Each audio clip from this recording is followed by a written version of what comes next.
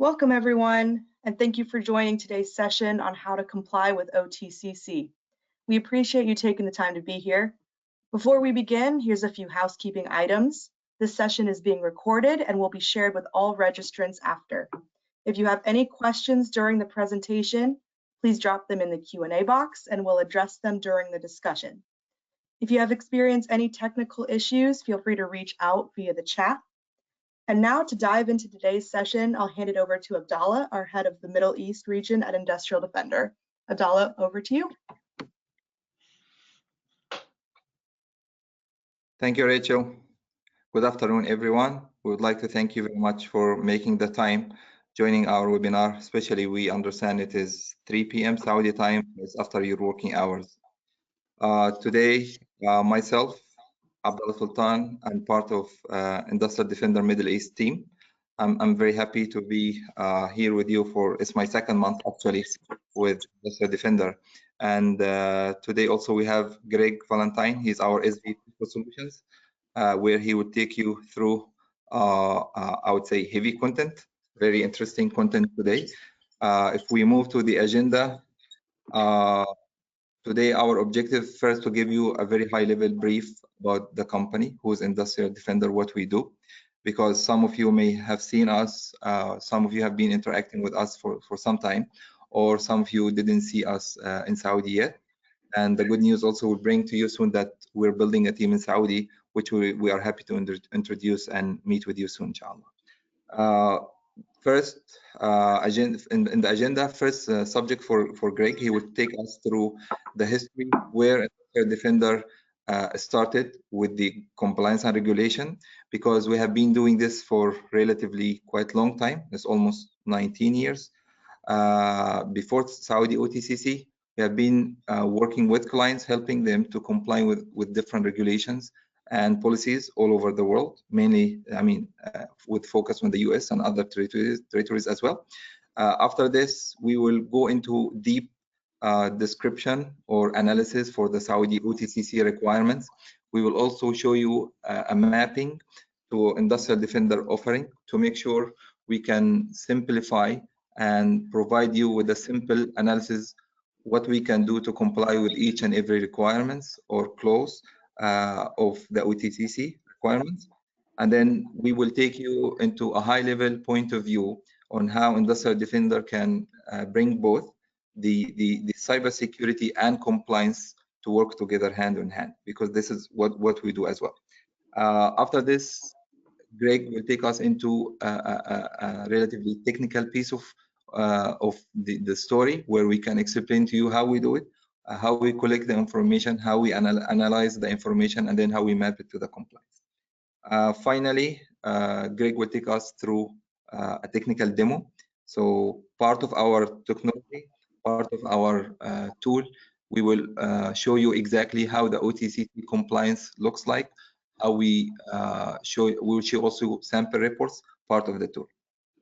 If we move to the next slide, Rachel, please. So a quick introduction to the company. Industrial Defender started 2006, a long time ago, as a pure OT cybersecurity technology company. So we have different areas of focus. We help clients to understand their assets, to manage their OT assets, to have better visibility. We help clients also to have OT cybersecurity vulnerability management in addition to the compliance area. So we'll come to this in the next few slides, but I wanted to highlight it's a US-based company. So far we don't have any development or research branches or subsidies outside the US, but we have marketing and sales and distribution in different regions. And Saudi as well is one of our recent investment that we started this year. If we move to the next slide, please, Rachel. And when we discuss the industries and the clients where we can help, where we can add value, you will see that we exist big time in the energy, utility, oil and gas, water, electricity industries. Also, we have been extending our capabilities in other areas, for example, transportation, like an airport or a seaport, petrochemical, and other areas as well.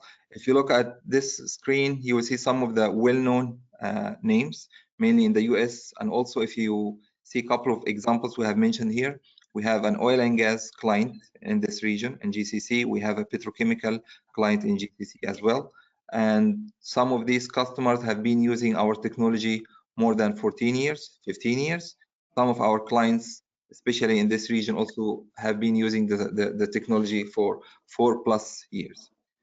If we move, Rachel, please, for the next slide. So, as I mentioned, Greg will start by briefing you on our journey with the OTCC regulations. But before that, he will brief you on other compliance regulations all over the world, where we started with our clients and where we supported these regulations in our. Moving to you, Greg, please. Great. Thank you. Thank you, Abdallah. Hello, everyone.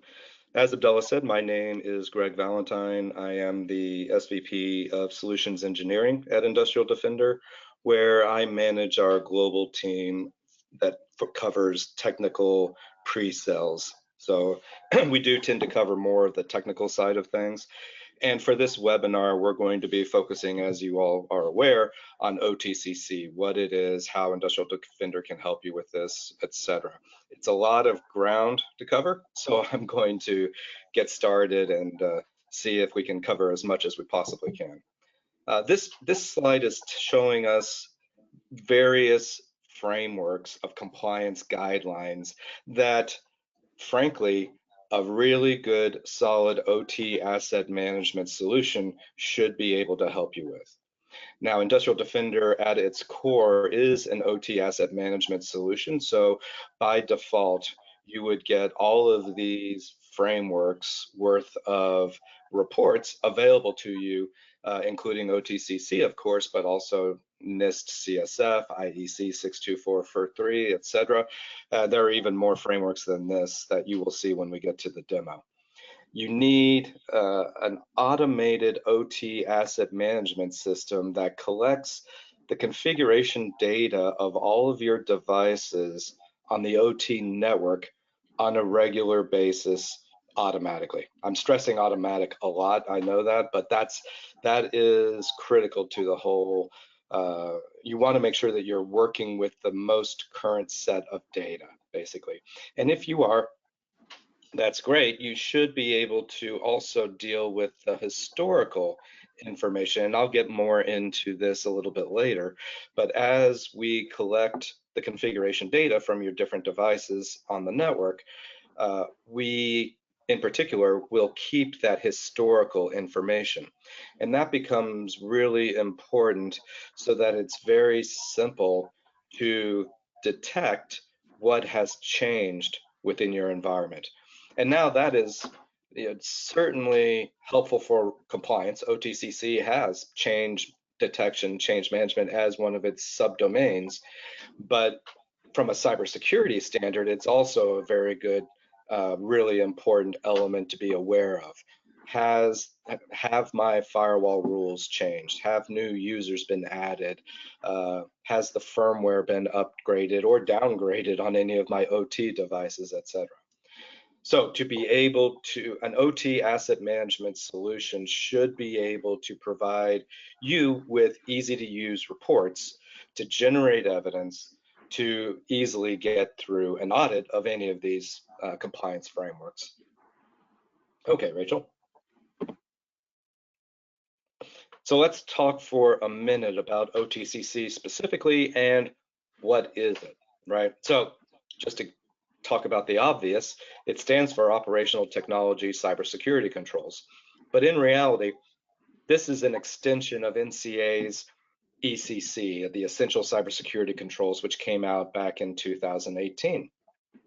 There are 4 parent domains, and you can see this information on the graph on the left-hand side. So the first column is showing you the 4 main domains, and then under each domain, you'll see 23 subdomains. And under those, that includes 4 main controls, 122 subcontrols, etc.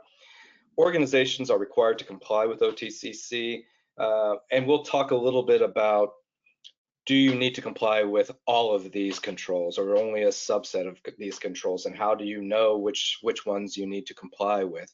Because those are determined by the level that your organization falls under. We'll get into that in a couple of minutes.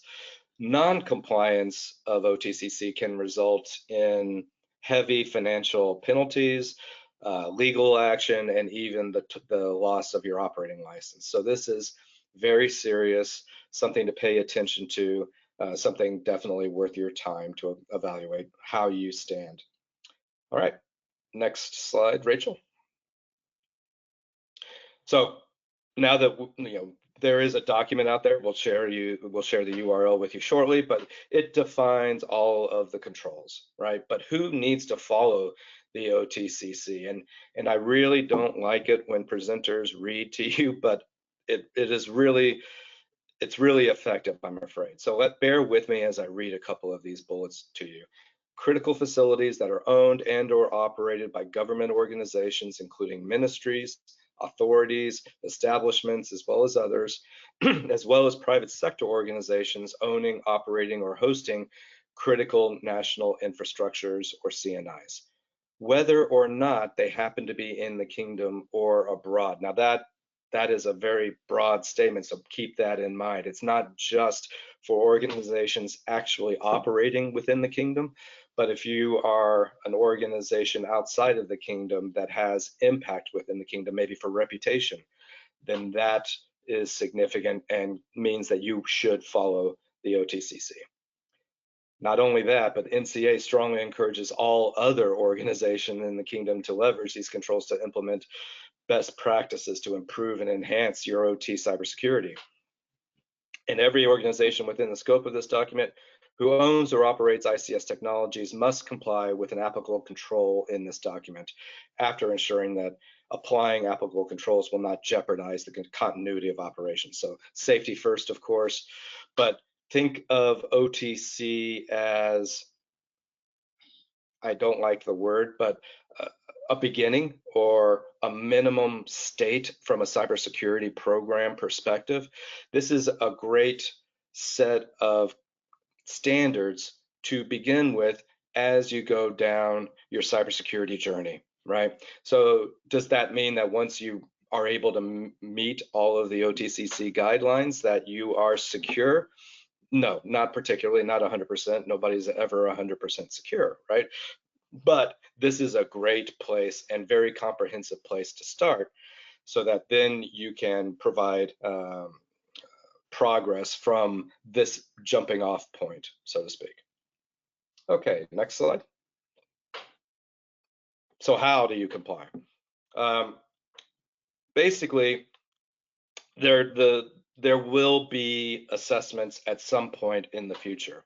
And I've highlighted a little bit of this information in that third bullet through multiple means, such as self-assessments by the organization itself and or audit field visits by the NCA or designated third parties. So this is just Greg giving you my best guess. I suspect, I don't know, I do not have any inside information, but I suspect that things will begin with self-assessments. Now, that doesn't mean you ignore it. That doesn't mean you don't have to comply with it. It just means that you're going through the exercise yourself in order to document the fact of where you are compliant and where you may not be compliant.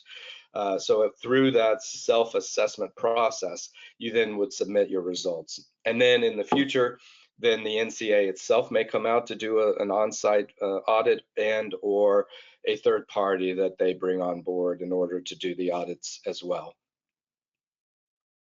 All right, next slide. So I mentioned this earlier. How do you know which of these many controls you need to comply with and which ones you don't? There are 3 different levels designated inside of the OTCC, level 1, level 2, and level 3. So where your organization falls under which of these 3 levels is dependent upon the criticality of your solution, of your operating organization, the impact it would have on the health and safety of your neighbors, the reputation it may bring to the kingdom, etc.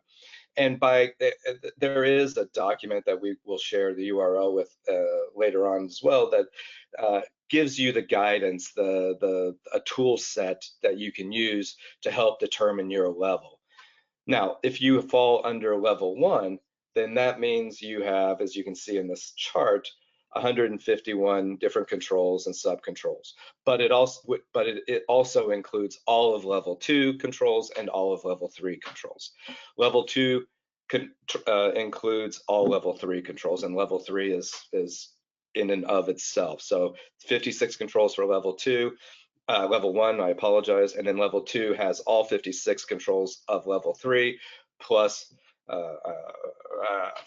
61 different controls on top of that, and then level 1 has even more controls that it needs to comply with based on the criticality of the operations. Okay, next slide, please.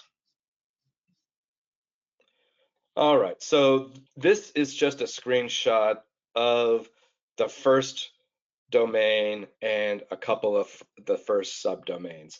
And I just put this in here to show you what it looks like. Basically, there's an objective, and then you see some individual controls below the objective.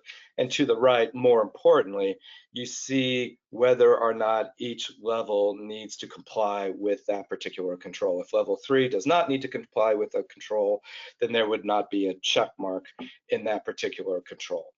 Level 1 will have every control assigned to it, or that it needs to meet compliance. Level 2 will have fewer, and level 3 will have even fewer than that. All right, next slide.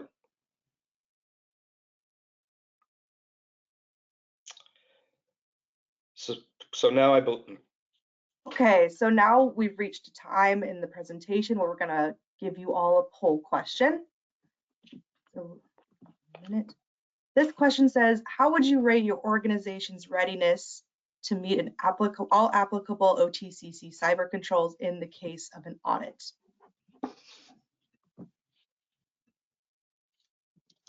All right, the poll is being distributed, and we'll give you all a minute to answer.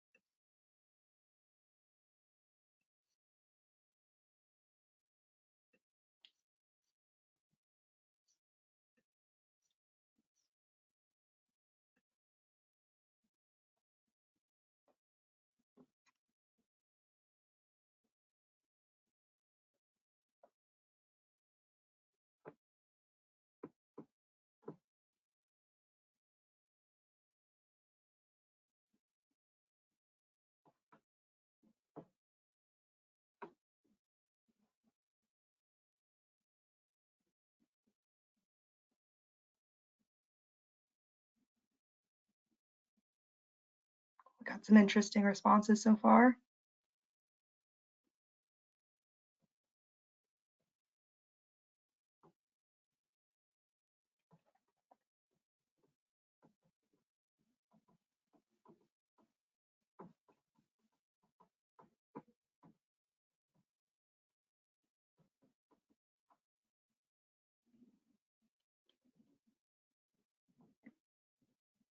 Okay, I'm about to close the poll and collect those responses for the panelists.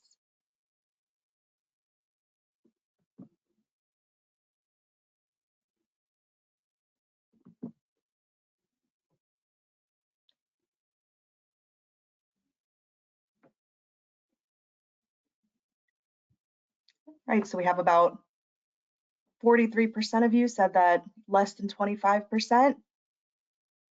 And close second, 38% of you said about 50 to 75% ready. And coming in a little bit lower, 10% is 100% fully ready to show compliance. Interesting. That's great. All right. Moving on with the presentation. Yeah, thanks for answering. That helps.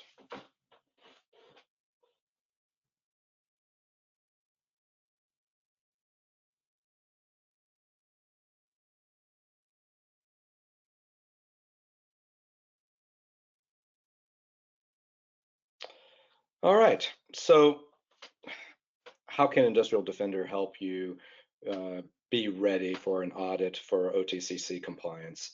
On the right-hand side, these are different features that come with our solution. So everything, as I said earlier, OT asset management is frankly foundational to everything that we do within the organization, within our solution.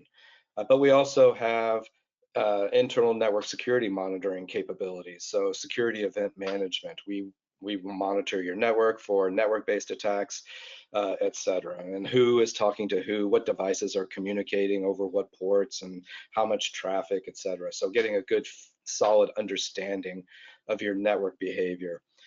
Configuration management, this is what we call the change detection element. So configuration management gives you the ability to find out what has changed in my OT network within the last 30 days or within the last 24 hours. If something is not working all of a sudden, maybe you can see that a firewall rule was changed last night in the middle of the night, and that can, to be able to detect that and to see which firewall rule, what specifically was changed or added or removed, will let you get back to a full operational status as quickly as possible. Policy management, I'm not going to spend a lot of time on that, but it basically lets you test the configurations of your devices. Show me all my devices that have the guest account disabled. Show me all devices that don't have password complexity rules enabled, things along those lines. That's policy management. Compliance reporting is why we're here today. So compliance reporting, I'll be spending a fair amount of time on, and in the demo, I'll be showing you what it looks like as well. And then last, but certainly not least, is vulnerability monitoring. We are automatically already collecting all of the data that we need to give you an accurate glimpse or view as to all of the CVEs that are assigned to your different devices on the OT network. And so we don't have to sweep your network or knock on ports or anything like that. This is just part of our foundational asset management functionality. We already know all the software and firmware versions on your devices. We already know the operating systems on your devices and the patches on your devices. So we're able to then very accurately give you a list of CVEs for your devices. So how do all of those features map into the NCA OTCC? Next slide, please.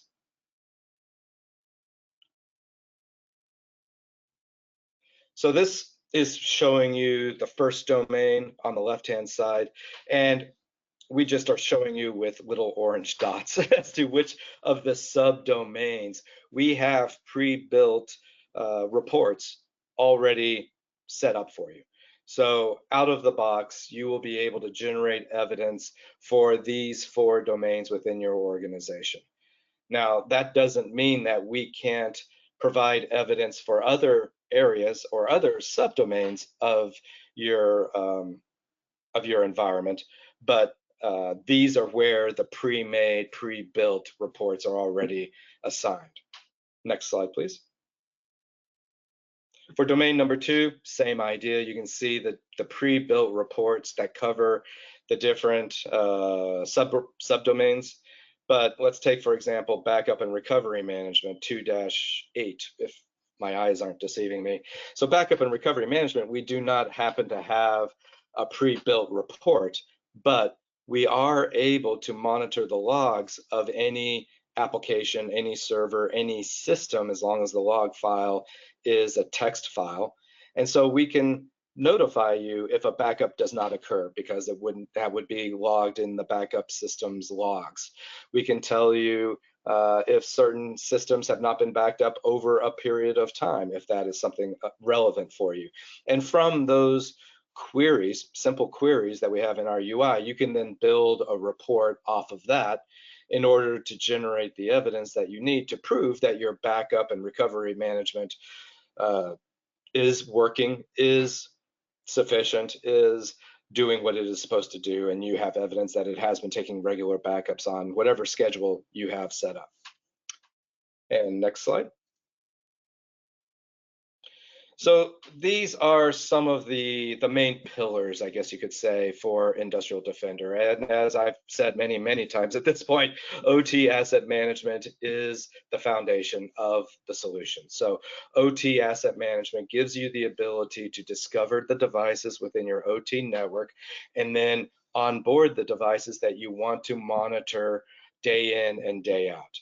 We also have the ability to monitor your network. So any network-based attacks we would detect and report on and send out alerts should we see a network-based attack, but also network activity, what devices are communicating with other devices, etc. So we can give you that capability and build out a network topology map to show you the communication infrastructure within your OT network.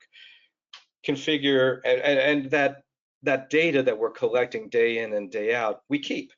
It's valuable data, so why not keep it? So we keep it, and that is what allows us to do the next column, the next pillar, which is configuration and change management. So because we have that historical information, we are able to compare today with any day in the past. Just to give you an example, NERC SIP, which is a common compliance framework in North America for the electric utility industry, they will quite often have auditors come in and ask to prove what has changed within their environment between today and 35 days ago. And they are looking not only for what has changed within those 35 days, but comments that you are aware and were aware of those changes as they took place over the past 35 days. So to be able to document the fact that you were aware of those changes and they approved those changes and those were sanctioned changes tells the auditor that you have a good sense of what is happening within your OT infrastructure. Vulnerability management, this isn't what I was mentioning earlier. This is an offspring of our OT asset management. We have already all of the data we need to give you an accurate view of the vulnerabilities within your OT network. So we will give you a list of all vulnerabilities. You can view that information by device, so you can see all the vulnerabilities each device has. You can view it by vulnerability, so for any one vulnerability, you can see all the devices that have that particular vulnerability, etc. Lots of different ways of slicing and dicing that interesting and relevant data. And then last but not least is why we're here, the compliance and governance management. Because of the richness of the data that we're automatically collecting, we are able to generate reports which allows you to provide evidence that you are meeting compliance regulations. And you can see some of the different frameworks listed here. When we get to the demo here in a couple of minutes, you'll see the other frameworks that also just come with the product. All right, next slide. So by now, you may have in the back of your head at least asked the question, how? How is Industrial Defender able to collect this information? How is it different than other organizations that are monitoring the network passively, etc.? Well, let's start on the right-hand side of this slide. There are two components that make up our solution. The first component, excuse me, is the Industrial Defender Central Manager. This is our server. This is the device that we log in. When I do the demo, I will be logging into the Central Manager. This is where the database is. All the data ends up here in the Central Manager, and that's where the reporting is done, the alerting, etc. But the Central Manager itself does not do the collection of data.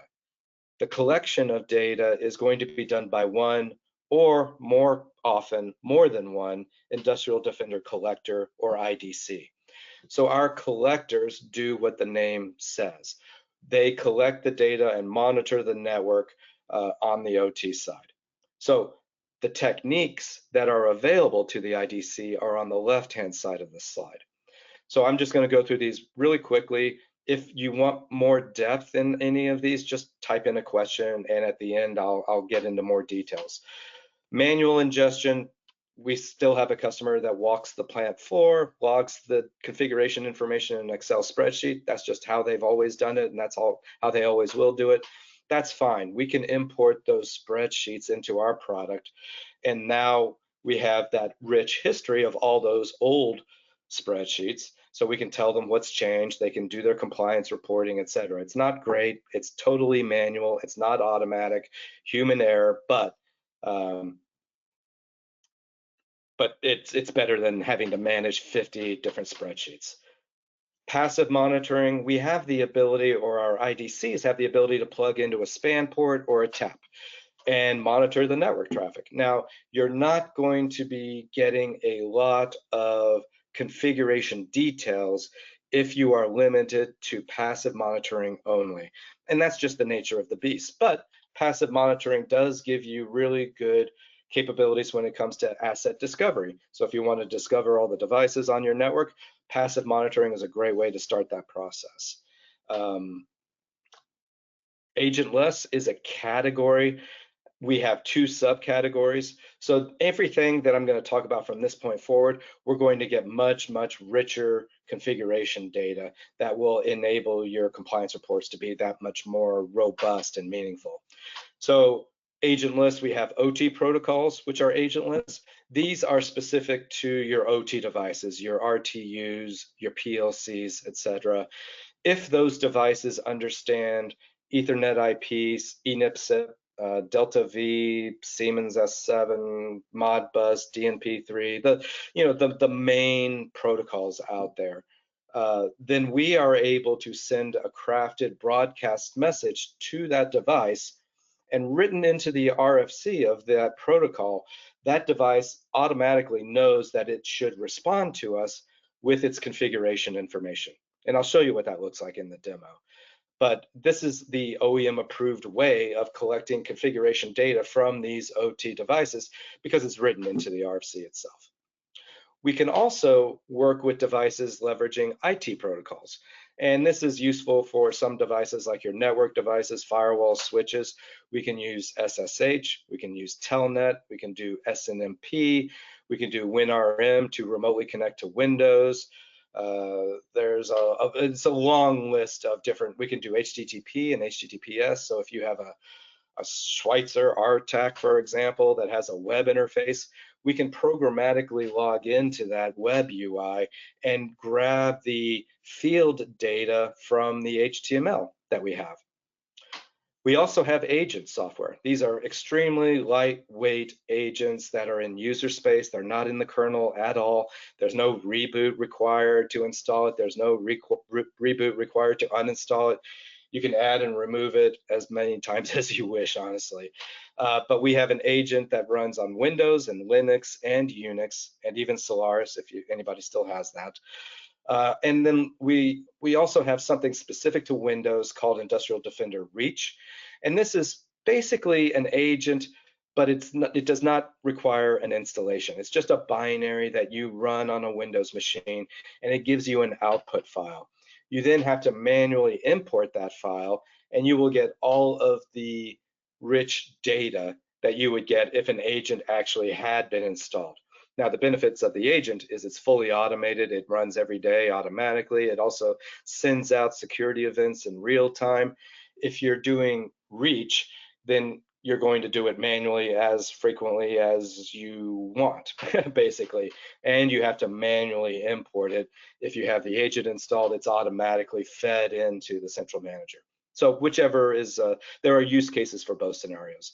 And then last but not least, if you happen to have a database or an application system that has an API that contains a lot of your configuration data already, we can build queries, build API queries to pull the data out, populate our central manager, and then use the central manager from that point forward to regularly and automatically collect that data. That was a hopefully quick run through the different techniques, but please, put in a question if you want me to get into more details on that. Otherwise, can we go to the next slide, please? All right, so this is just a screenshot of the product, and we'll actually look at this screen in just a couple of minutes. This is the reporting section of the product, and under the reporting on the top left side, you'll see reporting, and then below that you see standard and 18 CIS and AES CSF. These are the different frameworks that we have available to us, to you as a customer, to build your compliance reports from. And I have highlighted OTCC, as you can hopefully see. And then under OTCC, you can see the 3 domains that we have at the hierarchical highest level: cybersecurity governance, cybersecurity defense, and cybersecurity resilience. And then you can see I opened up domain number 2, so you can see the subdomains. And then I opened up one particular subdomain having to deal with vulnerability management, and you can see all of the different reports just for that one subdomain. And all of the other subdomains have more than one report as well. So we'll get a good glimpse at that when we get into the demo. Next slide. What do you know? Let's get into the demo now.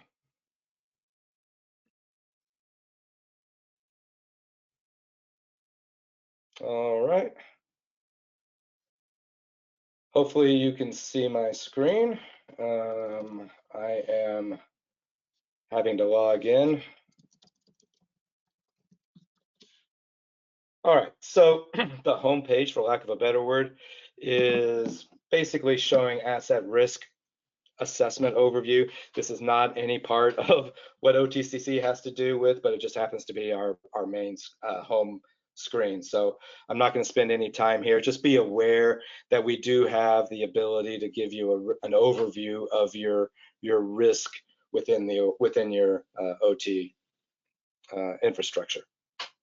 So I'm just going to very quickly, well, let's go straight to reports first of all. Reports and reporting. And you can see here the standard and the 18 CIS. 18 CIS is the CIS top 20 is what it used to be, and it's now 18. AES CSF, this isn't specific to the Australia region. CMMC is US government. IEC 62443. So we have 62443, part 3-3 and part 2-1. NERC SIP in North America, NIS2, NIST CSF we have compliance reporting available for, but more importantly, we have OTCC. And as I showed you in the slide deck, you can see now the different subdomains that we have ready-made reports for.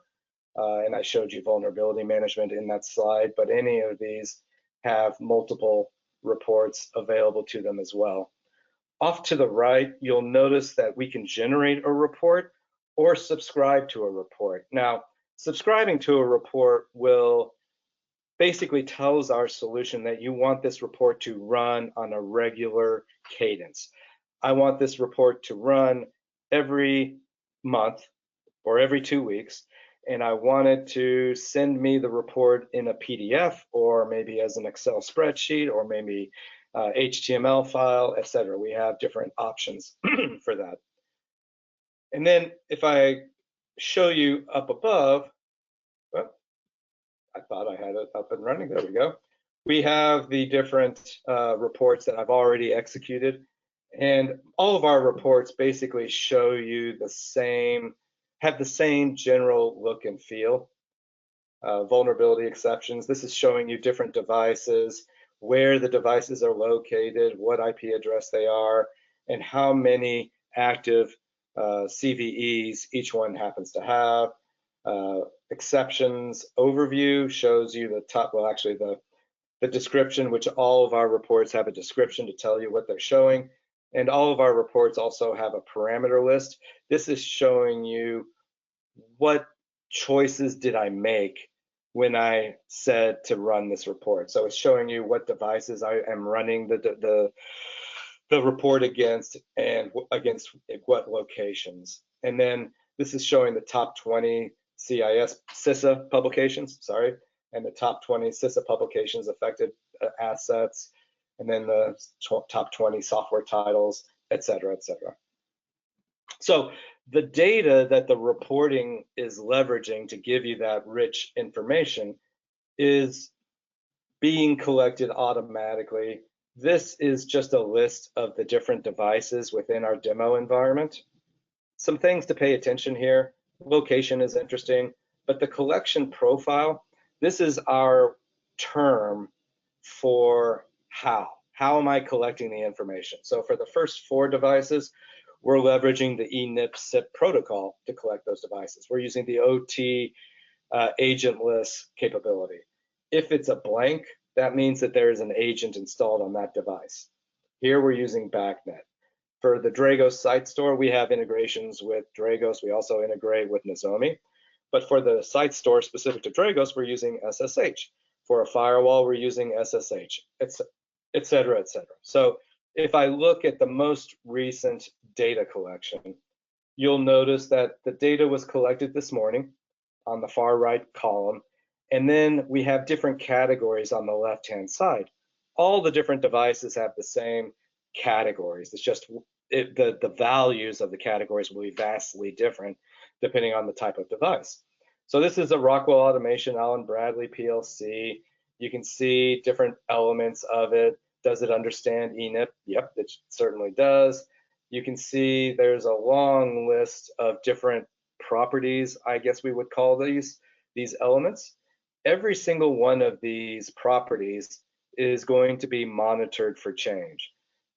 So if this false turns into true tomorrow, that would show up as a change within our environment.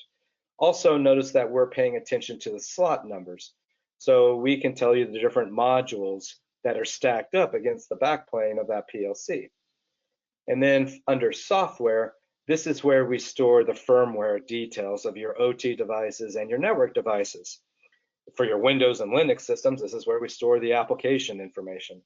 So you can see the firmware version for the PLC itself, and then you can see each of the different modules and the different firmware versions for those modules.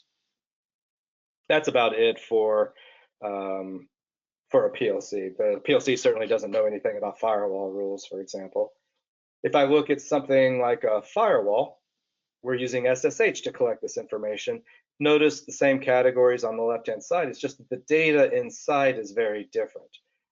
Notice that we're also pulling information out of the logs on that system. Not only can we monitor the logs on remote devices, but we can also receive syslog from a firewall, for example, or from an application server, so that we can look for key value pairs and log that in our system for reporting purposes or for alerting purposes. Maybe you want to have an alert if a certain key event takes place. Under software, this is where we store the firmware for that FortiGate 70F, what ports are open on that firewall, and what process is holding open each port. What are the firewall rules? This is just a demo firewall, so I don't have many rules in here. What user accounts are in the system and able to, what level are they? Are they administrator? Are they just a general user, etc.? Files. By default, Industrial Defender will automatically collect the config file for your network devices.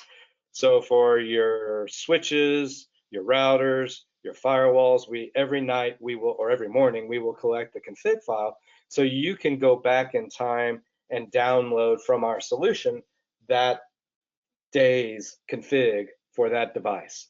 And that can be, a very handy backup, I guess you can think of it, of your config. And then last but not least are the device interface cards and how they're configured.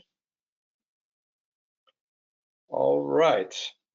Any questions you may have, please put them in the screen. Otherwise, I think that will cover the demonstration. So let's go back.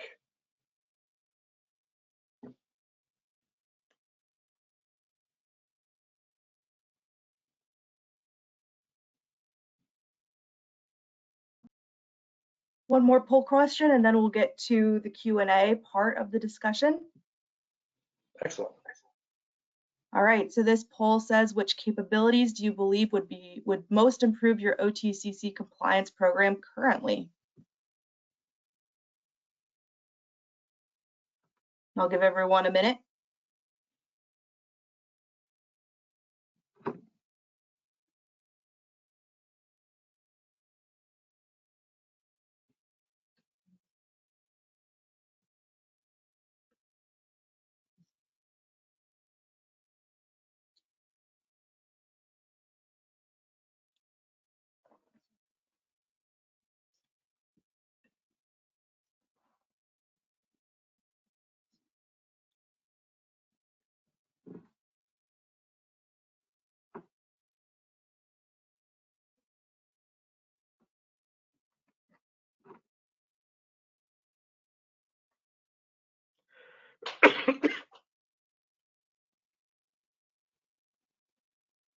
All right, here are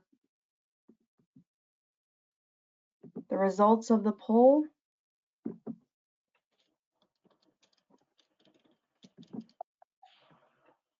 Very skewed for the almost 80% of all of the above result here. Very interesting. All right. All right, so we have lots of questions, which is great. It pleases me greatly that there are so many questions. I'm going to go through these pretty quickly, just in the interest of time. But if I don't answer it sufficiently, just type in the chat or the question, another question, and I'll get into it. So, how is the level identified? This was before. All right, if you can, Rachel, if you don't mind, can you let me share my screen again? Is that something I can do? Great. Okay. So I am showing, let me go back to the very top. So this is a document from the NCA that talks about the controls methodology and the mapping annex. The URL was in one of the slides for this document, so you'll be able to find this as well. But in here, it talks about the different levels. It also talks about a tool that can be used to help determine. I'm trying to get to the section right now. Yeah, here we go. And you can see the 9 different elements that are used to help determine the level. And apparently there's a facility level identification tool that was released in 2022 that can also help with that. And this document is also very helpful because it maps the OTC controls to the different other frameworks out there, like NERC-CIP or NIST SP 800-53, NIST CSF 62443, 3-3, 3-2, etc. So a very helpful document to get a hold of to help come up with what level is appropriate for you.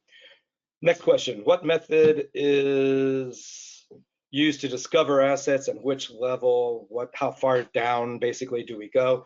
Industrial Defender is deployed typically down to level 1. We don't cover level 0. In the Purdue model, we go down to level 1. We can monitor and collect information from your PLCs, your RTUs, etc. And then as we go farther up, yes, we can monitor firewalls and switches. We do generally use SSH for that. And all of your devices that we are monitoring, the default behavior is we collect that data once per day, early in the morning at 2 a.m. local time. You can change that. You can do it more often. You can do it less often, but that is the default mechanism. Next question, how are you discovering changes in firewall rules, for example? Is it by scheduling? Yes, is exactly as I said. And what allows us to discover changes is the fact that we keep that historical information. So we can compare any 2 data collections that way, and that's what allows us to see what's changed. Can we discover new devices connected to the network? Yes, absolutely. We do that mostly through passive monitoring. So we're doing ARP table monitoring if you're not doing passive.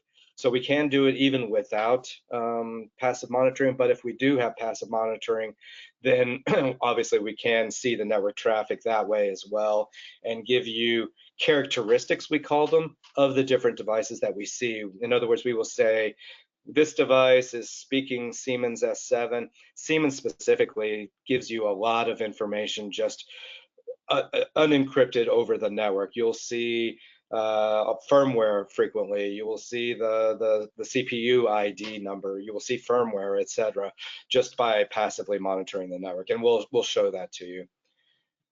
Does your tool depend on data collected from the OT asset HMI or from the network? Our tool's biggest strength is being able to collect the details from the devices themselves. So we will connect to the HMI, or the HMI will connect to us via the agent, or we can use WinRM or SSH to connect to the SSH to the HMI to collect the data. The network, if we're just using passive network monitoring and that is all, then it's just the nature of the beast. We're not going to be able to collect a rich set of data. It's being able to talk with the devices to get that rich data. For most of the OT environment, they are isolated. How do we collect the data? Well, as I said, we have typically in most deployments, one or more of our IDCs are collectors. So you would have at least one collector, more than likely, at your site. It all depends on your network segmentation. I can't say if one collector will be sufficient or if you would need more than one collector within your environment. Completely up to you. And then it's a question, you could either, if there's network connectivity to a data center from there, great, we could have our central manager in the data center. You could have a central manager at that one site, so the data never leaves that site. We do also, and I haven't even mentioned this, integrate with SIMs. So a lot of our customers, especially the customers you saw in our big slide with logos, take all of that data that Industrial Defender is collecting, and we share that with the SIM. So all the security events that we discover, we can share with any SIM that you happen to have. If you happen to have Splunk, we've pre-built an application in Splunk base that you can add to Splunk, which pulls the configuration data and the vulnerability data and the changes that we detected data from our solution leveraging our API. So all security details can go to any SIM whatsoever, but if you want that configuration rich data, then that would have to come from the API. If you have Splunk, we've already done that. Other SIMs, we can do that as well, but we haven't done that with other SIMs yet. Okay, boy, it's gonna be close. For most of the OT environment, okay, we got that. What are the memory requirements for the agent running on the endpoint? Secondly, what is the output file type when reach binary is run?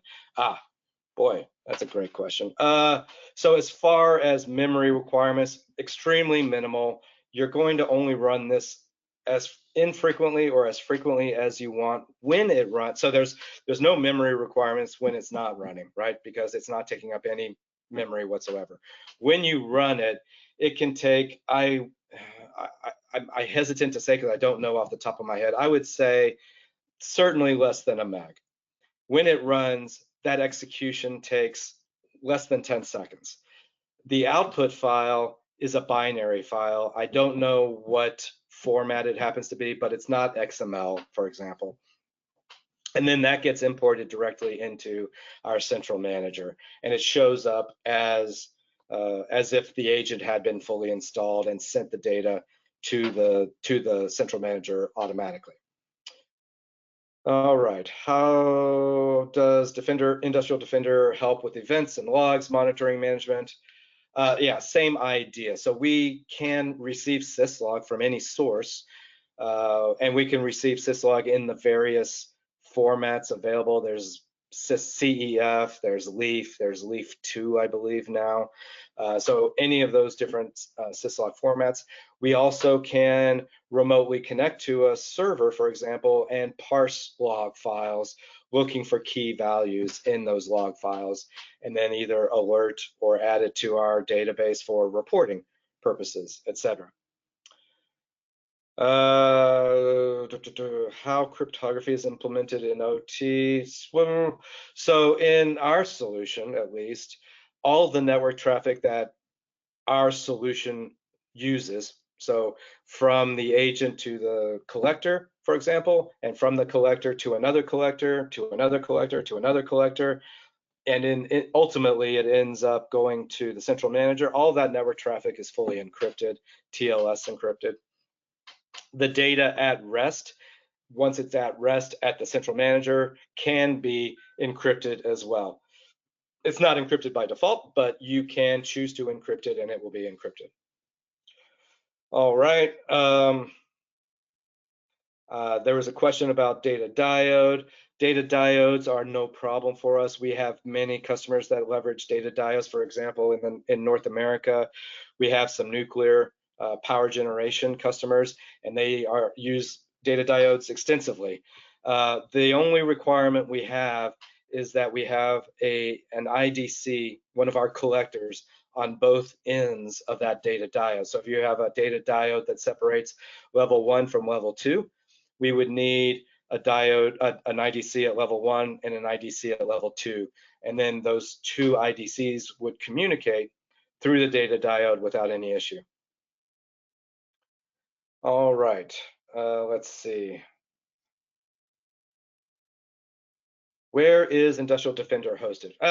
That's another good question. So I haven't mentioned this yet, but our Industrial Defender Central Manager, the server, and our Industrial Defender collectors can be physical devices or virtual machines.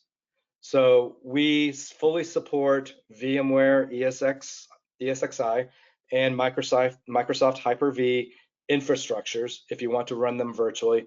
If you need or prefer to have hardware running, that's perfectly fine as well. However, you would need to purchase the hardware through us because we go through extensive testing of the appliances themselves. So you'd be buying the appliances from Industrial Defender. Okay, another question, can we consider Industrial Defender as a substitute for NIDS example? So the short answer is yes. Our solution has an IDS built into it. So our IDC collectors, each one that you have is able to monitor from an IDS perspective whatever network segment that IDC happens to be plugged into.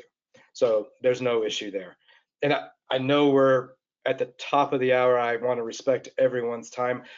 I don't think I went through all of the questions. I apologize if I didn't get to your question. I went as quickly as I could, but I'm afraid that's all the time that we have. Please reach out to us for further discussion at our email address here. We'd be happy to set up a more personal one-on-one demonstration to walk you through what's most relevant for your use case. As you may have seen in the brief demo I gave you, there are a lot of other features that are built into the Industrial Defender solution that I just didn't have time to show. And with that, I'll hand back over to Rachel and Abdallah. Thank you, everyone.